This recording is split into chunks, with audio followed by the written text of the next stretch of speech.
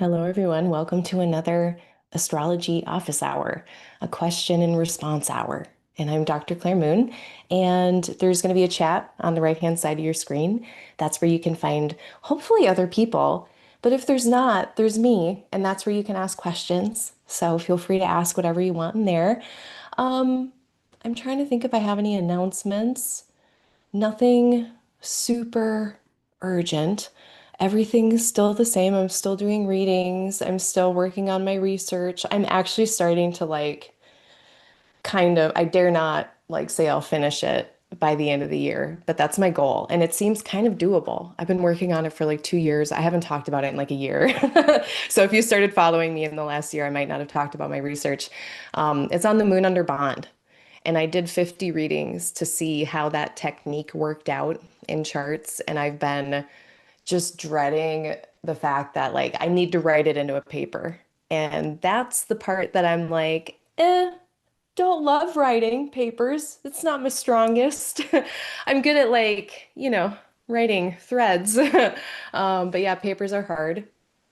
Getting through it. I'm like starting to get through it. And I think that was part of my Jupiter and Gemini mess that I was mired in. And I'm hoping now Jupiter in Cancer is going to help me bring things together a bit. A girl can dream. So yeah, that's what I've been up to. But you can check out my general stuff on my website, www.aligninglightastrology.com. And I have a newsletter you can sign up for. I send out a once a month newsletter with all my events and happenings. Otherwise, yeah, nothing new. So let's jump into it. I have a couple questions uh, that people sent me beforehand. So thank you to everyone who did that. Let me make sure my stuff is clean here. I had Chris Kimball's chart up from from a cooking show. It's a cooking guy. Let's get them off of here. So I got two questions to start off with, but let me just see if there's anyone. Yeah. Hello. Hello, Renee. Hello, Kai. Nice to see you both. Um, good evening. And let me get into the first question. If I can find my notes. So this one comes from Pinar Kaylees. So thank you. I'm sorry if I'm saying your handle wrong or incorrectly. But they ask, how could you combine and interpret different transits happening at the same time to people's natal planets or points? For example, if Sun, and I'm assuming you mean transiting Sun squaring the natal ascendant, but trining the natal Sun at the same time. So basically, how do we start to synthesize multiple configurations going on all at the same time? So thank you for that very great question. So let's explore it together. And let me see. I should have actually done this before. I apologize. I should have pulled up what I think it looks like this though. So let's see. Or let's just pretend. Yeah, let's pretend like we have a person who's a Taurus rising and in transit, like this is their birth chart, but in transit, the sun is transiting through Aquarius. So let's say it's Aquarius season. And we got the sun squaring the natal ascendant and trining the natal sun. This would be one example. Another example would be if the sun were in Leo squaring the ascendant. So I wasn't sure. I should have asked, and I kind of forgot. I dropped the ball on it. I should have asked a follow-up question when I saw it, and then I tried to find it later and I couldn't find you. But either sun is going to be in the 10th or the 4th if it's squaring the ascendant. So how do I layer that on top of the fact that, well, it must be the 10th if it's also trine the sun. I guess the sun could be in the 5th. So I won't know those things, but that's okay. So let's just say it's this example. Sun in the 10th, squaring the ascendant, trining the natal sun. So for this, I'm going to layer a lot of stuff and put it together. And there's a lot of ways that you can do this. So when I'm struggling with making synthesis, I go into full brainstorm mode where I am just putting all of these keywords together. So we're going to get some aspect keywords and some solar like sun keywords, ascendant first house keywords, and then whatever houses are relevant, those keywords. And you kind of throw them all into a word salad, if you will. And you start to just play with it. When I'm in full brainstorming mode, I'm not trying to be correct. I am just seeing what makes sense. And usually that leads me on to something, but I have to like open myself up very open-endedly first. So that's part of my process with things. So here with a square is more tense. It's going to be potentially challenge or requiring adjustment. That's one keyword that I like to use a lot for squares is it's something that's requiring a bit of adjustment and pivoting and shifting, or it's just something that requires a lot of effort.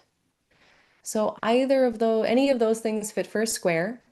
And then a trine is more easeful, it's growthy, it's not as difficult. It just kind of flows along on its own. And so there's a few ways we can put this together. One way is to squish them together and see something, maybe there's a possibility of something in between, like something that's growthy, but like intense, or something that is an opportunity, but it's like out of your comfort zone and you're kind of having to adjust to meet what that is. So that's one way of putting it together. And also just kind of keeping them very separate, like, difficult, tense things going on in maybe some areas of life. And then maybe with some other areas of life, things are going more easefully or fruitfully. So, in this example, I can imagine someone who maybe there's something, a lot of action up in the career department, a lot of you having to show up in the career department. And, maybe having to reconcile that, put some effort in to reconcile that with your own needs or your own health. But, maybe at the same time, maybe even though like rounding that square with your work and your career and what it's asking of you at that moment, maybe the money is really flowing, you know? Like, and that part is fine. So it's like, two different things, but in the same space. So that is not even considering what signs we're working with. That's not considering that it's the sun that we're working with. I'm just putting together more house topics and aspects in that. But then if we put together the sun, like what is a sun trine? That's something that I would expect, something very self-affirming, identity affirming happening in these areas of life. So it's, you got to get specific as well with the house topics that are involved. That's, of course, where these things are going to be coming out the most. But whatever is going on for this theoretical examples, career and bank account, just to be unnuanced, I know those places can be different things. Whatever's going on here, I would hope that with the sun being in a trine with itself, that it's very, again, identity affirming, affirming of the self, affirming of, yes, you're on the right path. Also, if the sun is the will, if the sun is like, what we want to do, kind of carrying us forward through the world, it's our will being carried out with more ease, being able to kind of do what we want to do in these areas of life with less resistance, all provided that there isn't Saturn lurking somewhere, over in a square or something. But just looking at this in a vacuum. Now, sun, let's say it's up here in the 10th and it would be like square the ascendant. Yeah, maybe, the sun, a lot of action, a lot of vitality and busyness happening, a lot of you showing up in your career space. And, maybe that's requiring some adjustment in the presentation of the self. Like I can imagine like having to present a certain way, dress a certain way, anything like that, that might, be that square kind of having to make a change, having to adjust. Maybe it's uncomfortable, or maybe just doing something that's out of your comfort zone, but that you want to do. That can also be a way that this presents in that kind of square tension way that is healthy tension of growth that's kind of scary and new. But yeah, there can be difficulties there with the square. So then kind of adding into that interpretation that whatever the trine is doing that is cool, and maybe the sun is doing some cool stuff up here in the 10th, we get a sense that there's some hitch, there's some thing about it that makes it, I mean, at best, just very exciting and transformative, and at worst, intense and a challenge. So, that's some blabbering on that I could do about that. But if you want to get into even more detail, and what I was noticing looking at my own process with thinking through this is I was putting the signs stuff on in terms of like, of course we want to consider these planets' conditions, right? So I don't know, I can't remember was there like a sign that was given? Um, No, I don't think necessarily. So yeah, looking at, of course, the condition, that's going to add some nuance to how effective that trine is going to be, for instance, or how that might be experienced. And then considering, the context, of course, of the person that you're talking to, or that, if it's your chart, the context of your life. There's a lot to consider on top of that, but then also like, yeah, beyond condition of the planet beyond the house topics. I was noticing the last thing I was peppering in was more the sign archetypes, the sign myth stuff. That was kind of coming in last for me. That might not be the case in at other times when I'm doing readings. I find that myth is actually what I want to talk about first with people. So it's not always that I'm doing this big technical breakdown and like thinking about it and presenting all of that. It's sometimes I do just start with like myth and I go from there. But all to say, there's a lot of layering that goes on. So I hope that I demonstrated that somewhat. If you're here, let me know if you have any follow-up questions. Otherwise, thank you for the question. And let me see if there's any follow-up. I don't think so. All right, so my next question comes from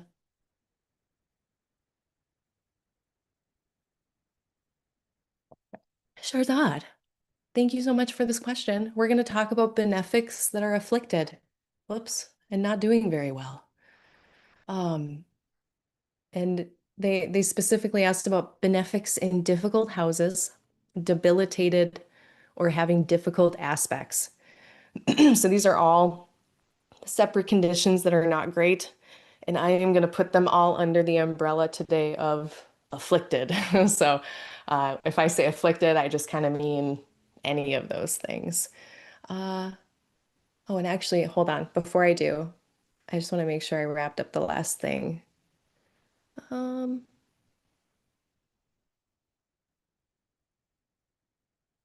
yeah, no, I think, oh, no, there was one other thing. Okay, with sun stuff, sorry, with sun stuff before in the sun trine sun example. Besides just action, busyness, showing up in a place, uh, leadership, of course. Besides the will with the sun is also, it just illuminates whatever it's around. So sometimes when there's like a sun um, aspect with something in the chart, the sun is helping us see something and realize something. So that's more of an internal kind of transit experience that's not as external.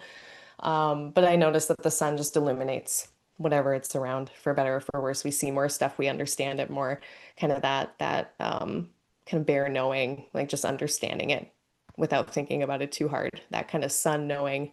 It's very instinctual. That's another sun thing. But anyway, I think that's the last thing with the last question. But yeah, okay. Afflicted, afflicted benefics. We had a lot of that earlier this year. So what about afflicted benefics? Uh, yeah, just talking about them. So actually, yeah, I don't have my phone. I'm trying to see if I snipped that off. I'm sorry if I did.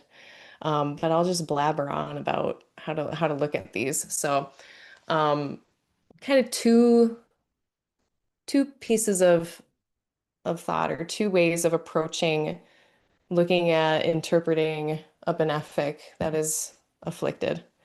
And I guess this could go for, you know, other planets as well. You can kind of flip it and reverse it if you need to. But the first thing that I like to do And this is very, very helpful in natal chart readings for people who have this in their chart, like a Venus in Virgo, a Venus in Aries, Venus in Scorpio, Jupiter in Capricorn, Jupiter in Virgo, Jupiter in Gemini.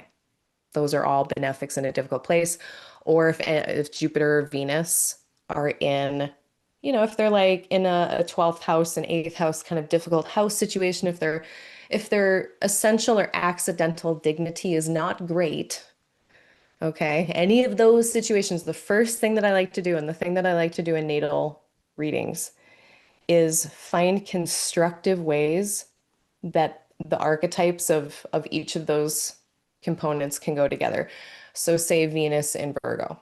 Find ways that potentially as you get ready for a session, like as my prep work, this is what I might do, is to try to prime the pump and think, what ways might Venus in Virgo come out that could be constructive, helpful, skillful, because especially the older that person is, the longer they've had to live and work with that energy, the more likely they've found these skillful, constructive ways of having that planet come through. And I think that's why when like there was the Hellenistic revival, and there was this whole idea of planets in fall and planets in detriment and exile. And people would see examples of like, Martha Stewart, like Venus and Virgo, doing beautiful things and ballerinas with Venus and Virgo, just being beautiful ballerinas, all of this stuff. And they're like, how could a planet be in fall? So, and they throw the babies out with the bathwater and no more essential dignity discussions with benefics and malefics. But it is true as well that yeah, these archetypes can come together in positive, constructive ways. So that's thing one that I do. Thing two that I do when looking at benefics that are afflicted is I do get into the whole detail-oriented analysis of condition.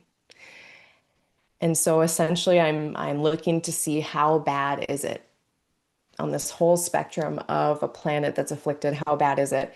And so at this point, and this is where I am going to reference Chris Brennan's book, Hellenistic Astrology, The Study of Fate and Fortune, page, whoops, 465, right? Yeah, page 465 and 466 if you have Brennan's book. But it goes over conditions of bonification and maltreatment and that kind of stuff. If you know that stuff, which if I know, I'm pretty sure you know that stuff. But for those of you who don't, that would be a good place to start. Would to just be to get yourself familiar with what all of those conditions are. So I'm just going to read them real quick, like, because why not? Um, so like, let's say let's just keep going with this example. Let me see if I can get Venus and Virgo. Yeah. Let's see. Is this a thing? This is a thing. Okay.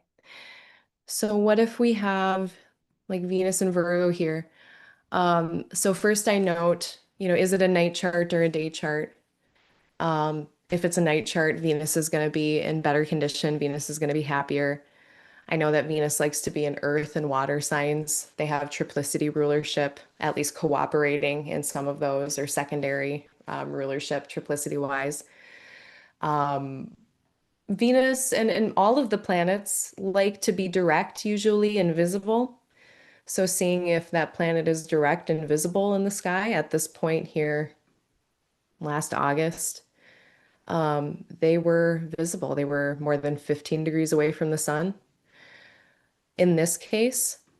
So here, let's read these conditions of first bond. Let's start with bonification. Um, And I'm not going to get into the details of some of these. So if these are new to you, don't worry about it. But just to know that all of these exist and there's stuff to look at. So if you're worried too, like about anything in your chart, this is just hearing how many of these there are. I think it's helpful to be like, oh, there could be help. You're saying there's a chance I might be okay.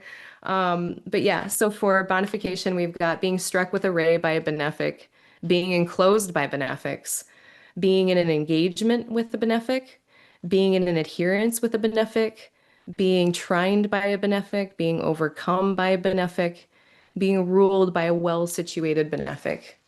So Venus is a benefic, but it's possible for Venus to be bonified by Jupiter. So that's a possibility. And here we have a Jupiter that's pretty mildly powered. They're not super strong, but they are sending Venus an overcoming square, which is a condition of bonification. So that would matter. We know that it's helpful that any planet is received by the planet that is the domicile lord. So here we've got, in this example, on August 12th, Mercury was in Virgo. So then that would also be really helpful for this Venus in Virgo. Now, also, oh gosh, now I'm starting to have flashbacks from last August. It was a hell of a time. It was like July and August of 2024. Okay, what was going on at this time? This was so fascinating. Yeah, because we had such this mixed bag. All the benefics and malefics were in the same. This is a total digression, by the way. So apologies. Um, but it was a mixed bag because we had all the benefics and malefics in the same modalities. So we're going to get the best and the worst of stuff all at the same time. And last July, I was at a music festival with my partner, and he was struggling through some chronic health stuff. Honestly, we shouldn't have been there. Like, we went because he got free tickets and you could not stop him. And so it was more like either come with or watch him go. So I went with. And like so many people that we stayed with. Also, and a lot of people I saw around the music festival. Some people were having some struggles here and there and trying to have a good time despite those struggles. So it was a very mixed bag of a time, very mixed quality. So in any event, I digress. Uh, but that is a bit of what Venus is experiencing here. Like, yeah, they're afflicted. They're in fall. They're really far away from their place of exaltation. So that's true. In this case, they'd also be in the eighth house. That's kind of a difficult place to be in. But they have some things going for them. And then they do have some other challenges on top of that. So this would be a really complex picture to look at. This would be a large conversation with someone to figure out how their fifth, eighth, and second houses were working together. Um, and I would be asking questions about those topics and seeing, what their family life is like, if they have children, if that's relevant, if they're an artist, if they're doing a lot of collaborations with the eighth house coming up, a lot of collaborative and shared resources in the eighth. So, and they might find again some cool ways that they've found to put those archetypes together. But then in this case, you'd also be able to say, yeah, and I bet there's also been some struggles. And they probably also say yes. Um, something about, so real talk though, like I do hear this from people with planets, especially in fall. So like a Jupiter in Capricorn or uh like Venus in Virgo, especially if it's your chart ruler. This or you like kind of wherever they are in the chart, like, in the eighth house of shared resources or group projects. I hear a lot from people that they have this sense of not feeling like they belong or like there's something about them that feels very othered. And that is an experience I do hear over and over again. And it really fits because, and I hear it too with planets in exile or detriment, where they're as far away from their home as they can possibly be, or as far away from their exaltation as they can be. Those are difficult places for a planet to be. And sometimes they're not, like, they're literally in a place that is not familiar. And that has a whole bunch of ways it can come out that are not like this kind of rosy story that I think people want to cling to sometimes, but then I would be dismissing the fact that some people experience it as pretty rough. So, um, that's a little bit on that. I could probably talk about it forever. Let me see if I had any other notes. So yeah, I guess kind of a stepwise approach. Um, or before I say my stepwise approach. So I guess one thing to note, like when benefics are not doing well in a chart. So benefics are what is stable. They are stabilizing. Benefics are what feels good. They're what's fun. They're beneficial. They're goodness. Uh, and when they're not doing well, there's sometimes a lack of those things, a lack of stability, a lack of support, a lack of goodness around, a lack of support or like just fun, pleasure, joy. It's harder to find. They have to work harder for it for some reason. That's one way that that can come out. The other way is that, let's say there is benefic stuff, there is stability, there's yum yums and joy to be had, and connection and love, but there's a hitch, there's a hiccup somewhere, there's some corruption somewhere, or there's a reversal at some point. That is another thing that can happen when you've got a benefic that is afflicted. So that's what you're looking for. It's either a lack of those good things or there's those good things, but they're corrupted in some way. So just to kind of say that, and that sense of um, unfamiliarness or not belonging or loneliness that I've heard from clients who have planets in fall or detriment in certain areas of life. It's not always everywhere, but a lot of times in like at least a certain area of life, they might feel that way wherever that planet is. And then when you're looking at analyzing these planets, so again, step one, I would say is to get creative about the constructive ways it could come out, to find supportive things that could be going on, and to validate that, because that's really, there's a lot of cool ways that these, like say again, Venus and Virgo can come out. A lot of beautiful crafts people, and they have really fulfilling lives doing these things. The second thing is to analyze the details of the affliction. So, like, how bad is it, and what are the outside influences? What planets are maltreating, bonifying? No, I don't think I read the maltreatments, but it's in the book. And essentially the same stuff. It's a bit reversed. Being ruled by a poorly situated malefic. Well, I feel like I should just read them. I'll get to it. But finally, the house topics, like really getting specific about what house topics this benefic that is afflicted is in and how that is going to be affected, and also the house topics that benefic that is afflicted, the house topics that it rules. Like getting really specific about that, because that's where you're going to see if there are problems or challenges with an afflicted benefic, you're going to see it most in those houses. So again, it's not going to be everywhere, but it'll be, in those houses. Yeah, let me just read the maltreatment conditions. What did I say? 465. So being struck with a ray by a malefic, being enclosed by malefics, being in an engagement or an adherence with a malefic, so essentially an aspect with a malefic, um, usually squares and oppositions. Uh, being opposed by a malefic, that is its own thing. Being overcome by a malefic, being ruled by a poorly situated malefic. So there's a lot of specific things that can make it worse, and there's a lot of specific things that can make it better. Bonification and maltreatment. Additionally, reception by a domicile ruler is very helpful. And then just other planets that are locking in, so in this case with Venus and Virgo, Jupiter can see in there, they can provide support. The moon can also see, and they can provide support in whatever capacity that they're able to from Scorpio. So all of that, and they're in moon and Venus are in a sextile. So that support is going to be more easily gained. So Venus is not totally alone in here. They definitely have some lifelines out into the world.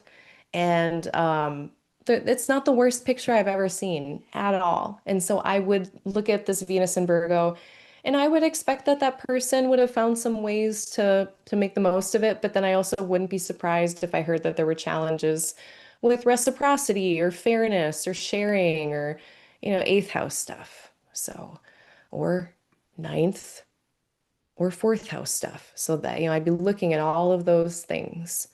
Um, I think that's what I have to say about that. Uh, yeah, I think those are all my notes. But yeah, let's look at Martha Stewart for fun, because it's been kind of a mixed bag for them, if I might say. Very here and there. So they've got, it's not their chart ruler. It is the ruler of their 12th and their 7th. Um, but yeah, if we think about what Venus means in terms of beauty, aesthetic, arts, things that are things that smell good, look good, taste good, feel good, fabrics, the whole kind of sensual sphere, all of that is very Venus. And in Virgo, allegedly, they are in their fall. They're in a humiliated position that's in some ways. I know that's a strong word, but that's like one of the translations of like the description of what it's like for a planet to be in its fall. It's the opposite of a planet being exalted. So imagine someone being the guest of honor, like Venus being in Pisces and being given all the best of everything. And Venus and Virgo, they're not given the best of everything. They're not the guest of honor. They're the opposite. They're like, who invited Venus to the math club? You know, like it's like who and but actually, maybe Venus could like make it a little bit more comfy in here. Like so it's not like it doesn't have to turn out bad. And I do see time and time again like chefs, ballerinas, Martha Stewart, like these are the Venus and Virgo people, because they take that kind of aesthetic, sensual sphere and they see all the details, which is absolutely necessary if you want to be a craftsperson. And like at the height of your trade, you have to attend to every single detail about a thing that you're creating, producing, sharing. And that's hard for Venus in some ways, but they find ways. So all to say, doesn't have to all be bad. But then we also know that she got, betrayed or in some ways, she did some naughty things with insider trading but she got made an example of for sure. And she got kind of this minimum security prison sentence for a while and had to kind of make a comeback from that. And it was a very fascinating story, but all to say it involved other people. It involved being imprisoned. And we know that Venus isn't doing too great in Virgo. And so we're also going to see ways that, yeah, Venus is not going to be bringing happy things into this life all the time. Uh, So yeah, it definitely is a very mixed quality of a situation usually when I talk to people. So those are my two questions that were sent in previously. So thank you to both of those people. Really appreciate it. Those were great. I always appreciate getting into the nuance of these things because there is so much to consider. Oh, I'm sorry to hear that Kai says that they have a Venus in Virgo and not belonging thing, feeling that sense of not belonging and is spot on. Hello, Riley. Or if you're from Raleigh. Oh, it's KWOW. Hey, KWOW. Uh, hello, Rachel. Dang, was she Rachel? I didn't actually, I did a paper write-up on this whole business for my empty houses thing on the Kaylee review article that I did. It was like pretty long, but one of my examples was Martha. And I looked very much just at her scandal. I didn't get too much into her personal life, although I did know that she got like introduced to her husband through like a family friend or a third house person. And she has the lot of Eros in the third house. There was several lot of Eros in the third house things that came through, but someone's also saying that Rachel's saying that Martha also was betrayed by her husband. So we see reversals. We see things that are great for a while, but maybe have some ups and downs. So That is very real. And I never wanna, and that's why I like to present both. I present both to people usually, and I let people kind of see what they gravitate toward or what has their experience been, because it can go either way. Oh, snap. Thank you for sharing that. I did not know that. That's fascinating. And I believe there's also, pretty sure there's a documentary out that I have not watched. So there's probably a bunch of stuff that I don't know that I'm behind on. I mean, Rachel, you can like ask me right here, or you can put in the comments below, or you can email me at aligninglighastro@gmail.com, uh, or DM me on Instagram, whatever works. Uh, Let me see. Yeah, thank you for being here. Yeah, I gotta watch it. Oh my goodness. So for the first time ever, little digression, I've never actually watched like one of these like it's not a Real Housewives one, but I watched The Secret Lives of the Mormon Wives. I've never watched a show like that before. Like, and because I just haven't been able to, like in my past life when I was a pharmacist, there was just so much drama every day that like any external drama, I just could not. I had no capacity for it. But now my life is like very peaceful, and I think that's for me at least. I know this isn't true for everyone because some people actually watch this stuff because their life is difficult and it's an escape. So like I never assume why people watch what they do. But for me, I finally have the capacity for watching uh, this stuff. Why did I even start talking about this?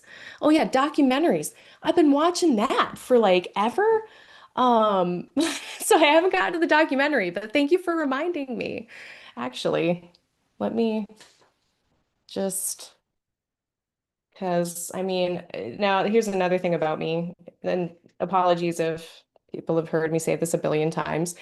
But like there's astrologers who are really awesome with celebrity charts, and like they love talking about them, and they're so good at like doing the biography kind of research and reading biographies and watching documentaries. That's not my favorite thing to do. That's like one of my least favorite kind of things, and I don't know why, because I love reading for strangers. Like I love my practice of reading astrology, but like celebrity charts where I have to like read like a book or like watch like hours of a thing. I don't know.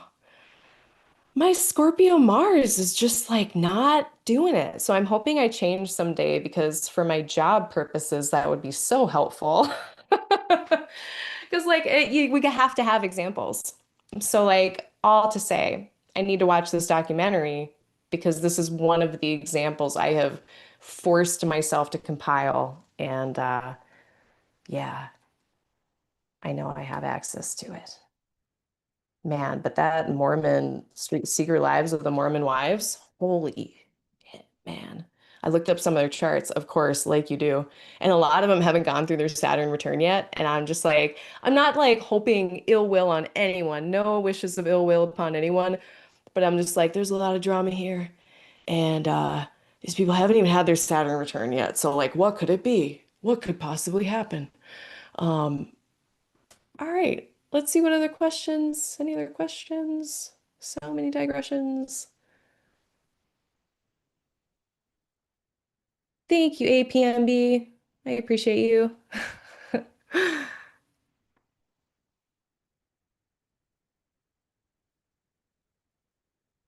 Okay, question. Could you speak to the current astrological moment and what setting intentions at this time means? I understand. I'm guessing you mean the moment, like kind of in a looser general sense, like the moment. Um, I understand all planets are direct, and because Jupiter is going into Cancer, it's auspicious.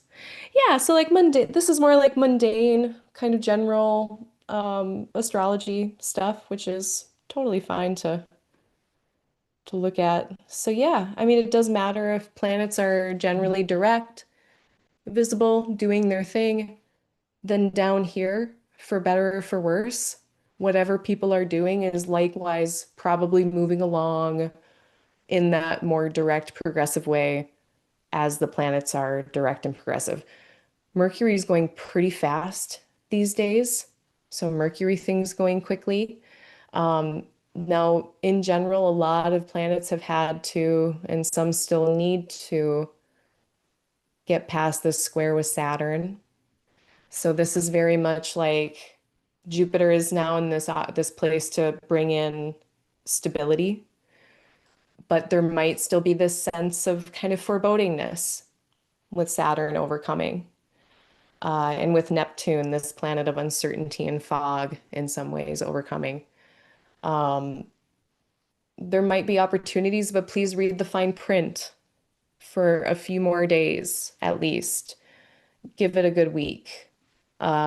Jupiter gets past Saturn on the 15th, and then the sun starts to move past Saturn and Neptune around the 22nd, 23rd. So then all of these planets are going to get past this potential little roadblock, hiccup, challenge. And at the very worst, Saturn and Neptune can be deceptive. So that's why I'm saying read the fine print on opportunities that come in, on things that are wanting to grow. And then, maybe less paranoid sounding. Make sure whatever you're excited about, whatever is growing, that the expectations are expressed openly, that, you know, whatever standards or expectations people are expecting, that that is communicated fully. But then we're gonna get past that. So that's kind of a vibe. Also a vibe has been just the last couple days. Mars Uranus square. So potential little interruptions, disruptions here, there, unexpected things. With the nature of Mars and Uranus, sometimes it's just sudden action that's needed that was not expected. It can be really mundane, like, needing to go run and get like yogurt from the store for a recipe because you forgot it. Like that's probably me later. Actually, it doesn't have to be catastrophic at all, but definitely not smooth. It doesn't feel smooth. It's not smooth weather. Granted, sometimes certain actions or efforts are intentionally disruptive. Like we can, speaking of intentions, if you want to try to do something differently, if you have something to express that's very different or unexpected, that could be going on here. It is a square, so, tend to it as skillfully as possible. Um, but yeah, that's going to be lifting very shortly. So like, yeah, it completes on the 15th. So really like just a few more days of Mars and Uranus just to go with the flow. Like today, I was going to work on my research. I've been working on it the last couple days. I was going to work on it today. Some stuff came up. I didn't get to it. I wasn't able to focus. And so I did something else. I was like, you know what? It's not going to happen for me today. I am going to just work on something else that doesn't require as much focus or concentration. So I just went with it. And so that's, I think, sometimes the best thing to do when we're dealing with a square, but also Uranus and also Mars and Uranus. And then finally, the vibe. I've been noticing Saturn and Aries. It's been here. Um, I feel, granted, okay, I'm an Aquarius rising, and I got a Capricorn stellium in the 12th, and I'm Saturn. And so I don't know. I'm probably going to be experiencing this whole Aries Neptune thing a little differently. It might be more concentrated for other people in like certain areas of life. So the way I talk about Saturn in Aries, I have to make sure I don't get too diffuse with it because I realize it's going to be only in certain areas of life for most people. But I've been noticing Saturn is not in Pisces. Like the way that I'm seeing authority come down on people, on the in the news as well, the speed, the quickness with which I'm seeing Saturn and Aries. This was actually one of my things I wanted to bring up today because I've been working on this list for a while. I've been working on this list for a couple weeks, and I want people to add to it too. So like, and I just, okay, so Saturn in Aries, PS, I don't I don't know if it's available afterwards. I looked afterwards and I didn't see anything, but I do want to just shout out that Charm Astrology, Charm Torres, and Alice Sparkly Cat, they did a really neat workshop recently that I attended about Saturn and Aries and punishment and that word. And they asked so many just provocative, great questions about our relationship with punishment. And I'm not going to get into it, of course, but it had me thinking a lot about it. But just this key word of punishment with Saturn and Aries is a thing. Um, and then another shout out on this Saturn Aries list. And this comes from Chris Brennan's Hellenistic Astrology, the Study of Fate and Fortune. Saturn keywords of reject and exclude. So that's a thing. Um, but let me just put this list of words. And what I'm thinking is Saturn is going to be quicker now to do these things. And so if Saturn is, oh, the formatting is horrible. Oh, it looks so bad. I'll have to put it in I'll put it in the show notes afterwards, but I'll just read it here for people. But now that Saturn is in Aries, Saturn is now quicker to construct, take responsibility, claim authority, dismiss, divide, accuse, punish, humiliate, doubt. Saturn is quicker to say no. Saturn is quicker to draw a boundary, to contain, to judge or criticize, to reject, to exclude. So these are all things that I'm looking at. And this is no judgment on any of these things either, because all of those are context dependent, quicker to act, quicker to react, quicker to take responsibility. That's great in a crisis. That's so helpful in an emergency. So like, some of these things are not bad. Um, you know, but some of them are not helpful at all. So I've been thinking about that as just a general like, how's the sky doing? What's going on? What vibes are we picking up? And that's one of them. And then Neptune just adds kind of this there's a lack of clarity. And yes, they can divide like, and if you want to hear me talk nice about this, I have gone out of my way to talk so nice about Saturn and Pisces as a conjunction in my Saturn sorry, Saturn and Neptune. I got busted. I made a Saturn and Neptune conjunction rising sign video. Go check it out. I talk so nice about Saturn and Neptune over there. But right now, just thinking about some of these difficult Saturn and Aries things that might come up, and Neptune adding confusion and lack of clarity. It's like that, Saturn and Neptune conjunction that is baseless accusations that we see it every 30 years. Again, I gave some examples in that aforementioned Saturn Neptune video. We're seeing it right now in America at least. Um, so it's not great. It's not. So stay safe out there, y'all. Uh, and for people who have this in their birth chart, who have had their whole lives to work with it, just remember that like take the more constructive side of that spectrum. You're not like the worst version of whatever that can be, just as I am not the worst version of whatever Mars and Scorpio is. But I know what people think that it can be. Not that I can't see me doing those things, but I don't because I found Buddha. So all to say, let's see. Oh yeah, and Jupiter going into Cancer is auspicious. It's very auspicious. Uh, Very helpful. I don't want to put too many eggs into that basket, especially for night babies. I know Jupiter can go sideways sometimes because it gets too top heavy. It's like the growth gets a little unwieldy sometimes in a night chart.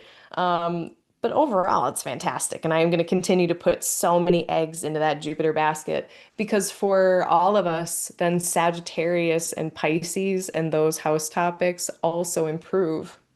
So for the Sag and Pisces risings, I mean, it's been a rough year, and I hope your next year is a lot better in general for topics of Cancer.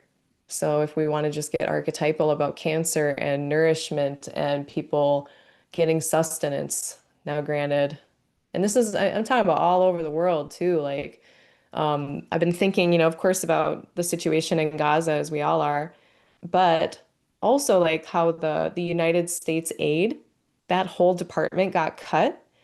And like there's so many resources that have not been being gotten. And so, yeah, Saturn is squaring Jupiter in Cancer. So I'm hoping these things will get better, but I don't think it's going to be right away at all. And even now, I forget the exact dates, but when Saturn goes back into Pisces, this will be um, September 1st to February 13th of 2026. We're going to have more of a trine, which is great. That's so helpful. I think then more abundance, nourishment getting to the places that need it, the resources getting to the places that need it. Even my plants are about to get fed for the first time, maybe ever. Like Jupiter is in my sixth house of chores. And so Cancer, Jupiter for me is me feeding my plants. So, um, all to say, we still got some square left. We've still got some square of this left to deal with over the next year. So, as much as I am so pumped to have Jupiter in Cancer and it's so helpful, we got to dial down our kind of expectations a little bit whenever Saturn is thrown a square over there. So, I'm hopeful. I'm very hopeful. Also, one good thing I'll just say too on that note of just general difficulty of Saturn being too quick and too rigid, dry in Aries. Neptune really can soften that and it can take the edge off a bit. So in some instances, I'm hoping that Neptune will be that softening more, it's the opposite in some ways of Saturn in terms of being accepting, forgiving, inclusive, doing kind of that opposite of the excluding, putting up a wall. So we'll see over the next year kind of which of those forces wins out. Um, but Aries is a dry, hot place, and Saturn is a cold, dry planet. So we're getting double dry in some ways. And so we got to watch that kind of rigidity that can come in when Saturn gets too dry. In a different sense, I know some people also would put together the fact that Saturn's coldness is being warmed up a bit. So maybe that makes Saturn a little, I don't know, not less rigid. So I think it depends on what you think about qualities and how that stuff is going to shake out. But there's nuance here. It's not just Saturn and Aries for the first year. It's Saturn, Neptune, and Aries, which is a whole separate vibe. And that is another vibe that I comment on in a whole video that you can check out at the rest of my channel. I also did, I believe, rising sign horoscopes for that too, for Saturn, Neptune, and Aries, or maybe it was just Saturn and Aries. No, it was Neptune and Aries. It was something. Anyway, go check it out. My video that is forthcoming is Saturn and Aries. But I'm actually researching stuff and I have a whole list of citations and I'm being a super good Virgo girl and like getting it very, very like polished versus some of my more extemporaneous Aries type things. I can also go into Virgo mode sometimes. So I'm going into Virgo mode with my Saturn and Aries rising sign horoscopes. And as much as I wish I would have gotten them out with everyone else like before, I don't know. I've kind of, granted hindsight's 2020, but it has been nice to get a feel for it before releasing that video. Um, so yeah, stay tuned. It's in the works this month and it'll come out probably in the next couple weeks. Let me see if there's any other questions.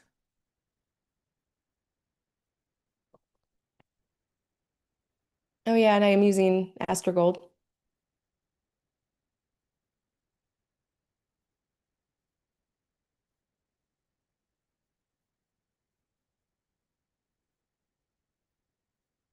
Hello, woke. Welcome.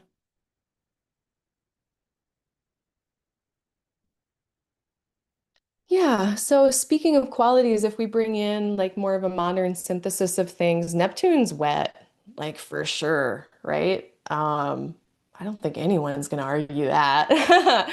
And doesn't that balance out Saturn and Aries dryness? Yeah, I think so. I think that's the quality way of explaining like how does Saturn's exclusivity get softened by Neptune's inclusivity? Because even like water and wetness is about connection versus dryness, it's difficult to connect. So, yeah, totally. I think that's a really great way of putting it. Thank you. Yeah, sometimes when it's hard to tell how things are going to come out, when you've got a bunch of planets together, looking at qualities is a really helpful way of just approach of looking at things.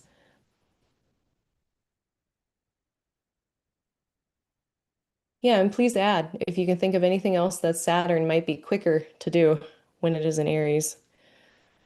Um, I guess, yeah, while we're there, I did have one point about Saturn. So Saturn in water and earth, like Saturn in Pisces just felt so patient. Holy cow, it just feels very patient to me in a lot of ways.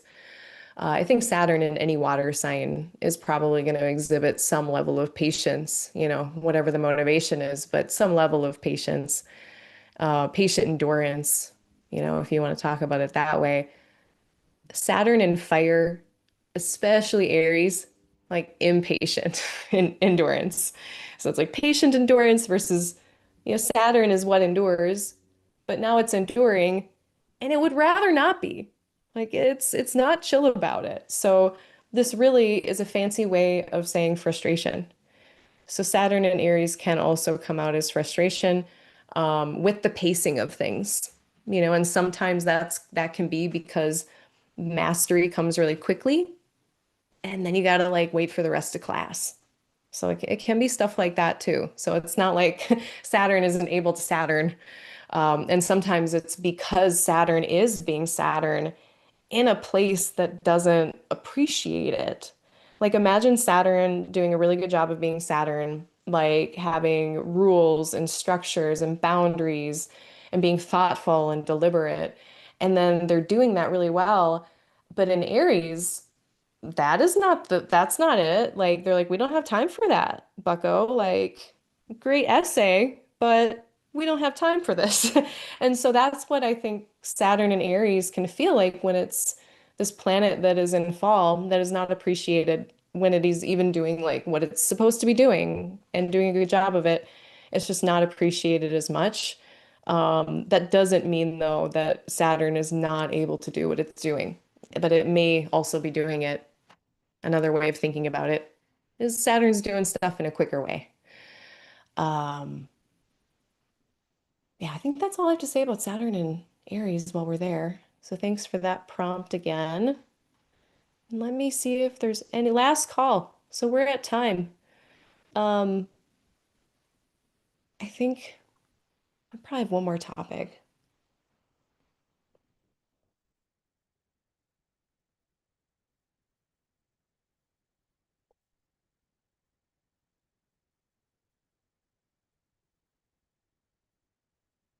I think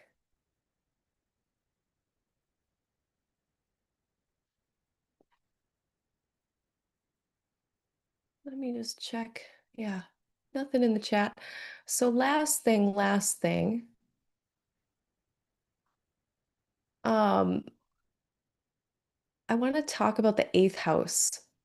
And for anyone who's listening, who is considering getting a reading with me or who is even like tuning into the channel, I want to just like add some clarity with how I might be talking about one of the most difficult houses. So with the 6th and the 12th and the 8th, these are all houses where the topics inside of them can go anywhere from just very boring and neutral to even there can be like favorable things in here. but these are also the houses that are going to describe all of the most difficult things in life and all of the most difficult things that could happen in a life, depending on the type of chart you're looking at. So all to say, like, the chart is going to describe everything. Astrology is going to describe everything. The eighth house, the 12th, the sixth are going to describe difficult things. That's not the only thing that they describe, but that is what is in there. So, just in general, if you're gonna, I try to do my best, and I don't always do a perfect job at this by any means, but I am trying to do a good job with like content warnings and trigger warnings and stuff like that when these topics are going to come up. But, if you're someone who is sticking around, like, know that if I say the eighth house, yeah, we're about to talk about some stuff that's difficult. And if that is something that is like a current tender point that like it's like I don't need to be having these discussions right now. Yeah, then don't. Totally no expectations of people being consistent viewers at all. Because I know that sometimes like astrology brings up stuff that is difficult and not all of us want to talk about that at every single point or hear someone else talk about it, especially someone who hasn't lived our life and lived our difficult things, because everyone's got their own separate difficult things that they have experienced in their own 12th, 8th, and 6th houses. But so I say this for clarity.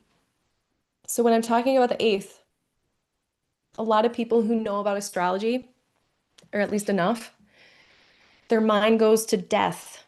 So trigger warning, death, content warning. We're going to be talking about it here. So, the eighth house, one of the topics in this bucket is end of life topics. Another set of topics is other people's resources and complex finances, and like the whole myriad of ways people can share resourcing, time, energy. So, collaboration is kind of my key word for the eighth house there. The eighth house is also esoteric and occult stuff. So the eighth house has a lot of different things. And like occupationally, when the eighth house comes up and I'm talking about career or life paths and the eighth house is intertwined somehow, the trope that I've heard my teachers say, I've heard many astrologers say over the years is therapists, accountants, and death workers. Like those are the people who have eighth house jobs. You're either, in that umbrella of death and end of life, and in the way that planets that are in the eighth are setting. They're about ready to go on this underworld journey. They've been doing their daytime work all day in that Egyptian myth sense of planets rising up. And as they get into the eighth, they're about to go into this underworld journey. They don't, I mean, they kind of know what's down there, but no one knows exactly what's down there. And, maybe we've never been there before. So it's this, the eighth is a place of mystery and potential like existential questions at least, if not existential dread, existential fear. I find eighth house people with a lot of eighth house placements, they are often talking about like the bigger questions of life, like, am I living a good life? Am I doing the right things in this life? Or they've had a death or deaths that have really affected them and their worldview, which usually is a ninth house thing. But when we think about the eighth and this whole mortality question, people get pretty philosophical pretty quick. So there can be that part of the eighth. But kind of what I want to get in here in the eighth is that with this topic of end of life or death, it's going to come up. People actually ask me about it a lot. It comes up a lot in sessions with folks where they're going to have a transit, there's a perfection year, there's some activation of the eighth house or its lord. And people are wondering if there's going to be death related topics coming up or death. And my intent most of the time, well, okay, 100% of the time I like to ask them, like, we're in session. So I'm not talking about on the internet because it's impossible for me to do this on the internet, but to immediately ask what's going on. Is there anyone in your family that is ill or anyone in your life that where this is topic right now that's very acute and timely. And I see what's going on in their life because that context is really important to know. So that's always important. But most of the time, I am going to try to veer that person away from this singular notion of death and try to expand it to other end of life stuff that I see come up all the time. And it's not death. It's like the more accountant, actuarial scientist, economic stuff. It is dealing with the estate management and planning, dealing with forms, dealing with banks and lawyers, and all of these kind of nuts and bolts that go along with that. Um, and there's, of course, all of the spiritual things that come up with these topics of end of life. So, like, and like getting ready for that and preparing for that. I mean, people prepare for that for decades before it actually happens. And they prepare for other people's family in their life. Like when you get asked to be the beneficiary for someone's whatever, or the next of kin, if you're, my brothers have children. If anything happens to my brothers, I get a kid, right? Or allegedly. I mean, I think I'd be like, no, send it to my, you know, please send my nibblings, my dear nibblings. I'm probably not going to be a great parent. Send them to my cousins. All this stuff is eighth house stuff. All this stuff is eighth house stuff. It does not have to do with actual acute death. And a lot of times it never leads to a death scenario, but it is death related. And so these are the things that I see come up a lot when people are concerned about the eighth house. And this is what I try to compassionately direct people toward to be like, what else is going on that could be that instead of death proper? Um, and then also like it just makes sense, especially like sometimes people have a pet that is not doing well, or they just know like, yeah, in 7 years I'm not going to have this pet. And they're just thinking about death a lot. Or not to dismiss it at all, but just to say, like, these are all things that are not death exactly, that are ancillary and around death. Um, so yeah, I just try to tell people these things so that they have a wider perspective about what it could be. And then if that still is just like, man, don't love to hear it, just don't tell me that, then put it on a shelf and think about collaboration, shared resourcing, spouses resources, collaborative work, group projects, taxes, debt, complex finances, trading, selling, all of the financial things I'm illiterate about. All of that is eighth housey stuff that people tinker with all the time. So, and that comes up with transits. And last thing, well, I have seen that transits can denote these topics of death coming up, and that profections can, of course, the threads of fate. It's this rope of fate that is being wound together, woven together, and there's multiple threads in this rope. And so we got to examine a lot of them. I try not to put everything just on one transit or one, thing. Um, I think that's it. I think I'll stop blabbering on about the eighth house. Oh, no, I won't. One last thing. And while I'm here, what you didn't hear me say that you might have noticed, I didn't say sex for the eighth, and that is intentional. Um, so, I would say the sex can be in the eighth. I think of it more as transactional at that point. I put fun sex in the fifth. So romance in the fifth, procreative sex in the fifth, but also just like romantic fun sex in the fifth, which I hope mine is. So I put sex in the fifth. It can be in the eighth. I've seen it in the eighth. It doesn't have to be in the eighth. So that may or, depending on, I guess, how you operate, that may or may not be relevant, but you're not going to see it on my list necessarily. Um, I think that's my eighth house topic. So, or talk, the TED talk. There's like 20 things that I have on my eighth house list. One of them is death. I don't want to dismiss it. It's real. At the same time, please look at the 19 other things that could be coming up at any given moment during a profection year, a transit to your eighth house. Uh, and best of luck, of course. Because yeah, eighth house stuff is tough. I think that's all I have. Yeah, and setting intentions. I didn't really cover that part of the question. So, current astrological stuff. Yeah, Jupiter's great, Saturn, boo. We got this whole outer planet thing locking into position, which is the whole vibe that I talk about a lot more on my forecasts. But intention settings, I mean, locus of control and your own agency is always a great place to start, in my opinion. Set intentions about what would be helpful for you, what would be supportive for you, so that you can support the world around you. And then setting intentions then externally, what would be supportive for the world around you, but not forgetting yourself. So kind of an internal, external approach, I would say. That's the way I think about it at least. And yeah, just putting mind toward skillful action, skillful inaction. Sometimes we wait on purpose. I'm actually waiting until the end of the month to do a lot of stuff.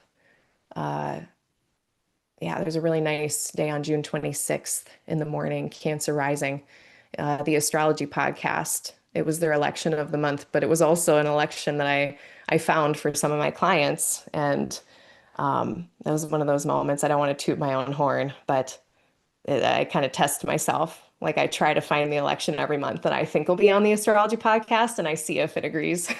And that one did. It's Cancer Rising. It's in the morning. In like I'm in Central Time Zone. It's like 6 in the morning. So that if you are in like Universal Time, that's 5 hours ahead. So that would be more like 11 noon is Cancer Rising on June 26th. Uh, let's just look at it really quick. Yeah, this will be a nice thing to leave people with. And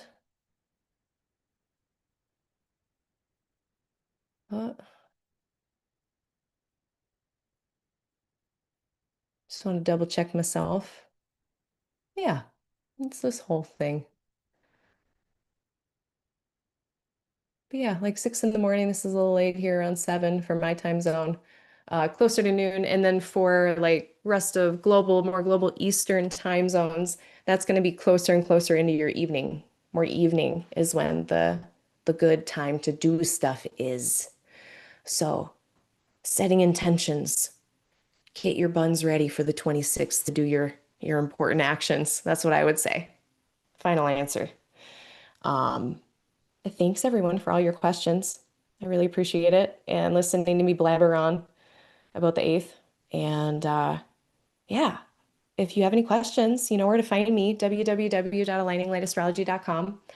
My newsletter sign up is on there. And also, if you have any questions for my inbox, my email is aligninglighastro@gmail.com. Thanks. Yeah. Everyone have a good rest of your week, good weekend. Oh, one last thing. I am going to be doing my forecast. When did I plan it for? 2 p.m. Central Time, June 28th. So June 28th, Saturday, 2 p.m. Central, 3 p.m. Eastern. I will be here for the forecast for July. And we'll see if I rock. I don't think I'll be rocking the standing desk. I've been doing a standing desk. I do this during like client sessions. I'm always standing now. Um, I might start doing it online. I kind of like it. I have a mutable moon. I can't sit still.